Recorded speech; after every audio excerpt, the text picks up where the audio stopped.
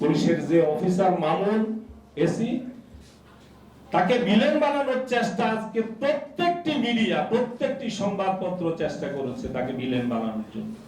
Hotel ইন্টারকন্টিনেন্টালের সামনে যে ঘটনাটি ঘটেছে, এই ঘটনায় যদি মোবাইল জার্নালিজম বা মাল্টিমিডিয়া জার্নালিজম না থাকতো, আজকে আমাদের সংবাদপত্রগুলো যে ক্রাইম করেছে এই ঘটনাটিকে নিয়ে, এটা মানুষের সামনে উন্মোচন করা সম্ভব হতো না।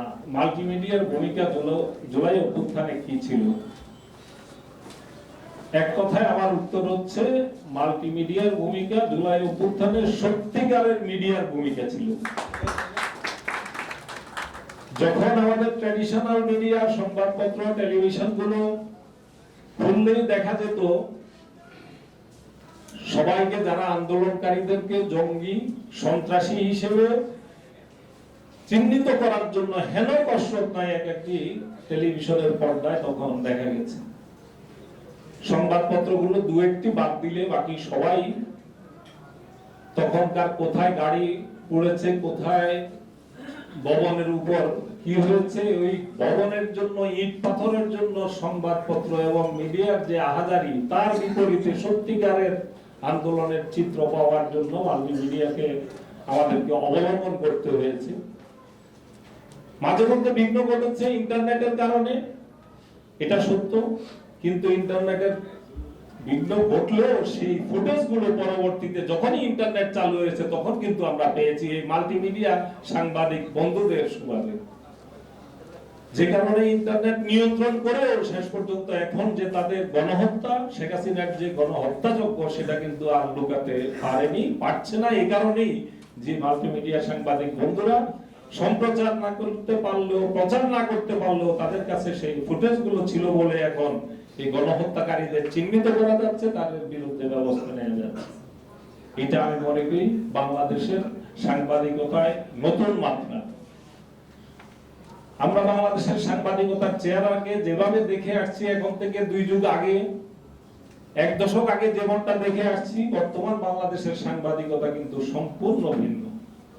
এখন থেকে যদি 5-7 বছর আগের কথা বলি, এমনকি 4-5 বছর আগেও মজো রিপোর্টার, এটা রীতিমতো ঠাট্টা মশকরা, তুচ্ছ তাচ্ছিল্য, এবং এদেরকে কি ভাষায় যে আমাদের সামনে আমাদের অনেক সহকর্মী সতীর্থরা কিভাবে মজো রিপোর্টার, এদেরকে এমন ভাবে তুচ্ছ তাচ্ছিল্য করতেন। আজকের বাংলাদেশের বাস্তবতায় সেই মোবাইল জার্নালিজমই অনেকটাই একটা প্রভাবশালী, প্রভাবক জার্নালিজম হিসেবে আজকে আবির্ভূত হয়েছে। এবং সবচেয়ে বড় কথা হলো, এই মাল্টিমিডিয়া জার্নালিজম হচ্ছে নিউ ব্লাড জার্নালিজম। এবং তাদের মধ্যে যে কথাটি আমি এসে শুনছিলাম একজন বক্তার কাছে, যে এখানে এডিট করে যা খুশি তাই নিজেদের এজেন্ডা মতো প্রচারের সুযোগ থাকে না বলে সত্যিকারের চিত্রটা মানুষ জানতে পারে।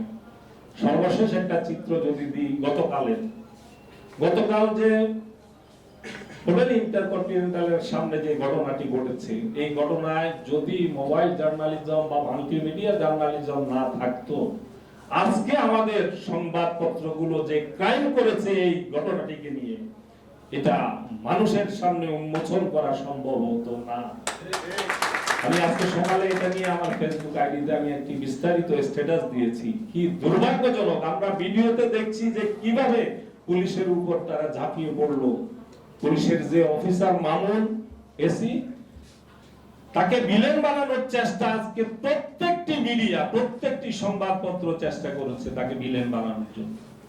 কিন্তু বাস্তবে তার ভূমিকা সেখানে কোনো আক্রমণাত্মক ছিল বলে আমার কাছে অন্তত মনে হয় না। আমি জানি না সেখানে যারা ছিলেন, কারণ প্রথম যখন তারা পেছন থেকে যখন একটি লাঠি ছুড়লো, তাকে সে নিবৃত্ত করার চেষ্টা করেছে বা ধরার চেষ্টা করেছে, কিন্তু তার সঙ্গে সঙ্গে তার উপর যেভাবে ঝাঁপিয়ে পড়লো, যেভাবে তার উপর হামলা করা হলো, তার আত্মরক্ষার চেষ্টাটি সমস্ত ভিডিওতে, এবং এটা সেই মাল্টিমিডিয়া জার্নালিস্ট যারা মোবাইল জার্নালিজমের সাথে আছেন তাদের সুবাদেই জাতির সামনে আজকে পরিষ্কার হয়েছে।